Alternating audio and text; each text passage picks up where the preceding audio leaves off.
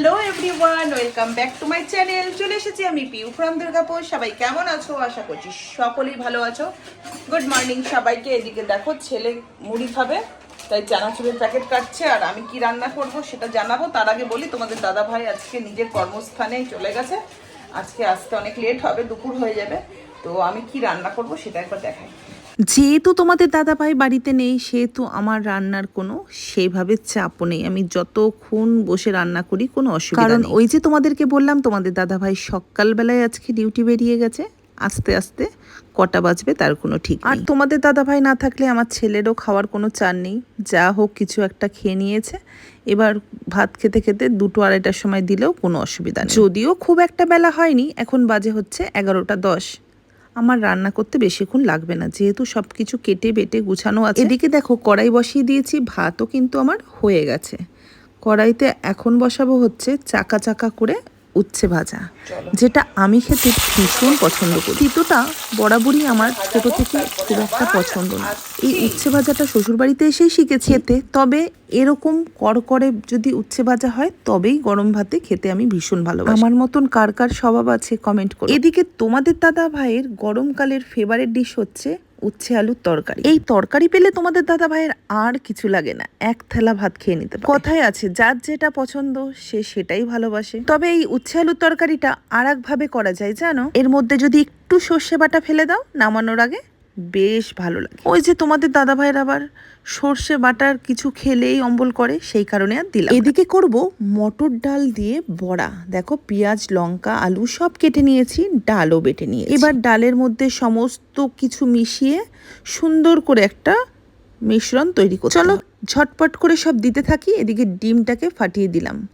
জানি সবাই ডিম দাও না, অনেকে খাবার সোডা দাও, কিন্তু জানো তো ডিমটা দিলে বেশ সফট হয় বড়াটা, খেতেও টেস্টি হয়। তারপর যেটা দিতে হবে, পেঁয়াজ লঙ্কা সমস্ত কুচি যত বেশি করে দেবে, বড়াটার ভিতরে যত পেঁয়াজ লঙ্কা বেশি বেশি থাকবে তত বেশি টেস্ট। আমাদের বাড়িতে আবার এই বড়ার ঝোলটা তোমাদের দাদা ভাই, আমি, আমার ছেলে সবাই কিন্তু ভীষণ পছন্দ করি। কিন্তু দুঃখের বিষয় একটাই, তোমাদের দাদা ভাইও ঘরে নেই, ছেলেও আমাদের ভাড়াটিয়ার ছেলেটার সাথে আমাদের পুরনো বাড়িতে খেলছে। বড়াটা ভাজার পরে এক দুটো ওরা যদি তুলে না খায়, ওদেরকে যদি আমি একটু বকাবকি না করি, অল্প রয়েছে রান্না করতে পারবো না, আমার ভালোই লাগে না। ছেলে এতক্ষণ ঘরে থাকলে কতবার যে রান্নাঘরে আসতো, এসে বলতো মা বড়া ভাজলে আমাকে কিন্তু দেবে। যাই হোক বাদ দাও এসব কথা। এদিকে দেখো আমার সেই কড়াইটা, যে কড়াইটা নিয়ে তোমরা কত জল্পনা কল্পনা কত রকম কথা উঠিয়েছিলে। আমার ছেলে একাদশীতে আমার জন্য লুচি ভেজেছিল। জানো তো বন্ধুরা, লোহার কড়াই না কখনোই মাজলে সাদা হয় না। যারা বুদ্ধিমান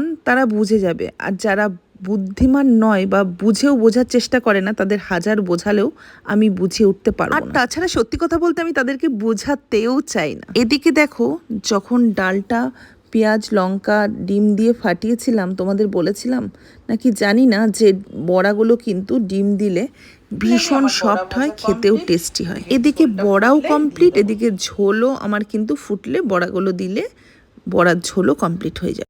আইসক্রিম দেখেছে এইখানে, চিটকাচ্ছে দেখ, চিটকাচ্ছে দেখ। বলো দে, দাদা ভাইকে বল, দাদা ভাই দে। এখন দিয়ে দিবি না, ঠান্ডাটা হয়ে গেছে। বাবা, ও আগে থেকে বুঝে গেছে যে ওর আইসক্রিম, ও যা জিনিস চেনে নিজের। দেখ দাদা ভাই আগে একটু খেয়ে নিক, টেস্ট করে নিক। এই দেখ, এটা খাবি না? আগে দেখে নিতে হবে না কোনো ভেজাল আছে কিনা, তারপরে তো বলবি খাবে। ভালো ভালো। এবার তুই হাত দে দেখি, তোর সাহস থাকলে। কি দে তো, একটু আমাকে দে তো। আরে আমার বোন তো। দেখ আমি হাত দেবো তো। এই খাবি না? দে দে দে দে। কি রে, এখানে একটু দে তো। বাবা, বড়াটা খুব সুন্দর হয়েছে। জানি না ঝোলটা কেমন হয়েছে, কিন্তু বড়াটা হেভি লাগছে খেতে। না বাবা, ছেলে একটা নিল, আমি একটা নিলাম। চলো বন্ধুরা, রান্না কমপ্লিট। এবার যাব স্নানে। প্রচণ্ড গরম লাগছে।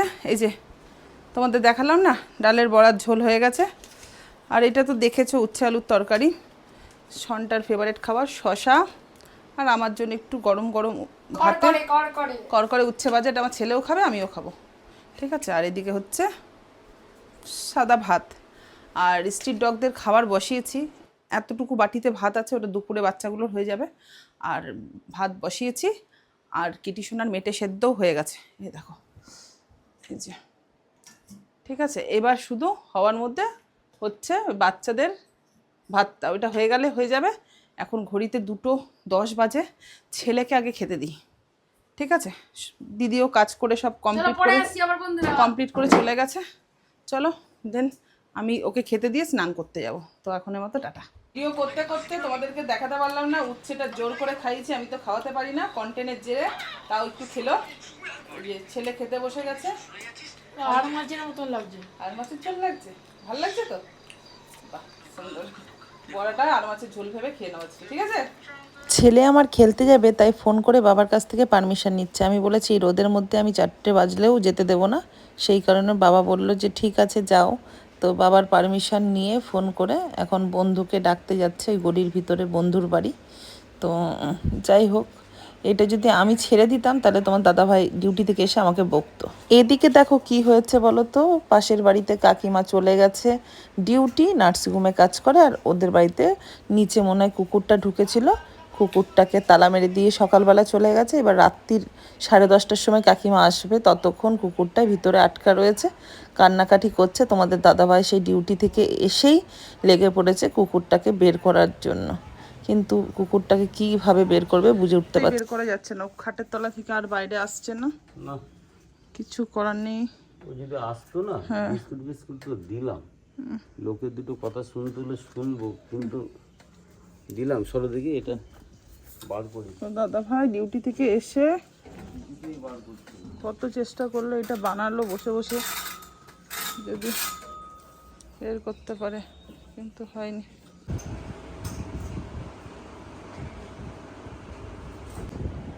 কি হয়েছে তোমার?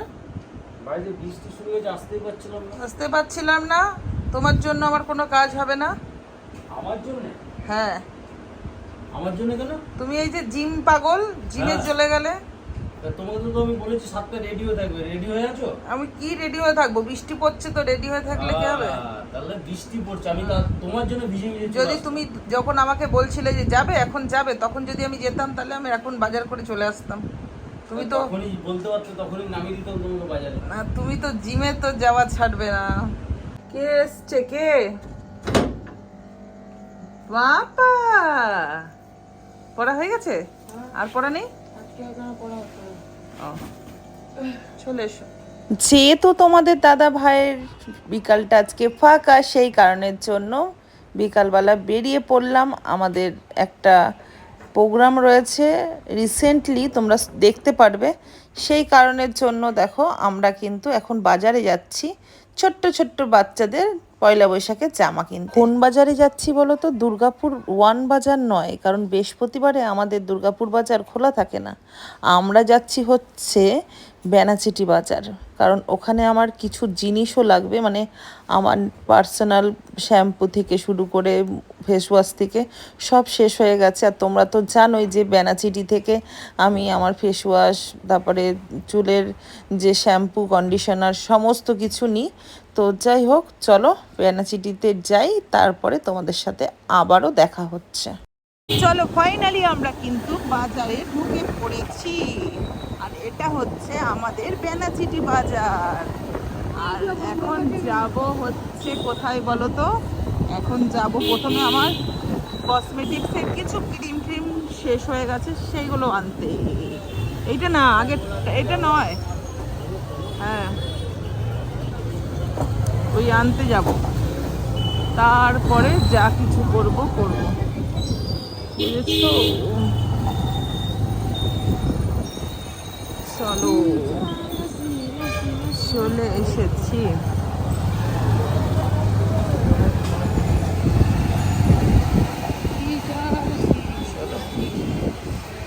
শ্যাম্পু ট্যাম্পু সব শেষ হয়ে গেছে। চলে এসেছি আমার জাংশনে, যেখান থেকে আমি সব জিনিস যাওয়া মানে আমার টাকাগুলো সব খরচা হয়ে যাবে, কি করা যাবে। চলো এই দোকানে আসলে সব কিছু পেয়ে যাবে, ঠিক আছে। এখানে সব পার্লার থেকেও এসে জিনিসপত্র নিয়ে যায়। তো অনেকগুলো পয়সা খরচা করে ফেলেছি নিজের। তোমাদেরকে বাজারে কেন এসেছি, জ্ঞানচিটি বাজারে এসেছি। এই দেখো গোপাল মাঠে যাব, তো অনাথ আশ্রমের সব বাচ্চাদেরকে পয়লা বৈশাখে জামা দেবো বলে, ছেলে মেয়ে পুচকা পুচকি অনেক আছে, ফোন করে খোঁজ নিয়ে নিয়েছি, জেনে নিয়েছি কতজন কি আছে, কত বয়স। দেখো সবার জন্য জামা প্যান্ট মার্কেটিং করছি, শপিং হচ্ছে, শপিং তাড়াতাড়ি করো, আর কতক্ষণ হয়ে গেছে। আর এই দুটো রাস্তায় লোক ফাঁকা হয়ে গেল, দোকানটা পুরো কিনবে নাকি? না না, এই দুটো নিলেই হয়ে যাবে। রাস্তায় লোকই নাই মনে হচ্ছে আর। কিন্তু তুমি এইটা আমাকে দাওনি গো, 28 সাইজের মেয়েদের তো এটা, আর একটা লাগবে যে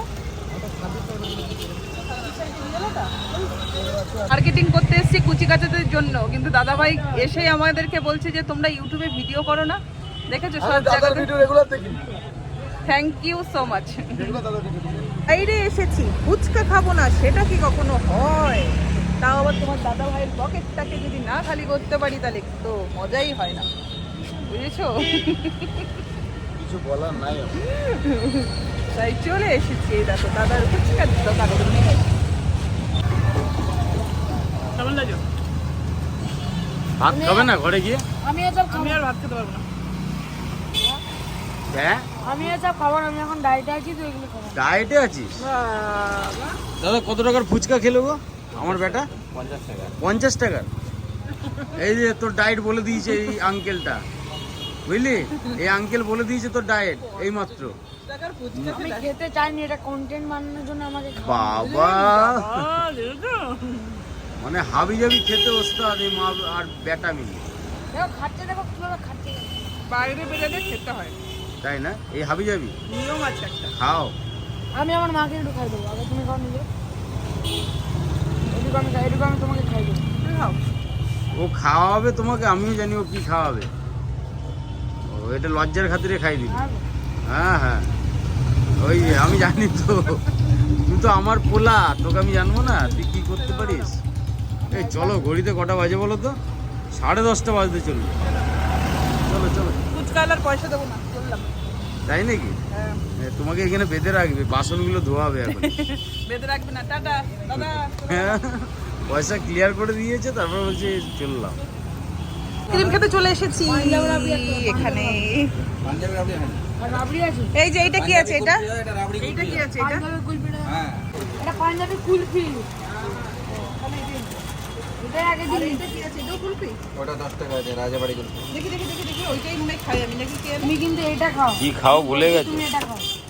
হ্যাঁ? আমি বলছি তুমি এটা খাও, কিন্তু আমি বারবার বলছি তুমি এটা ঠিক খাও। আছে, এই দুটো দিও। এটা আরেকটা দাও, এটা আরেকটা দাও। হয়েছে হয়েছে, শেষ হয়েছে। ঢুকেছিলি কেন? আর ঢুকবি, আর ঢুকবি, লোকের বাড়িতে ঢুকেছিলি কেন? আর ঢুকবি।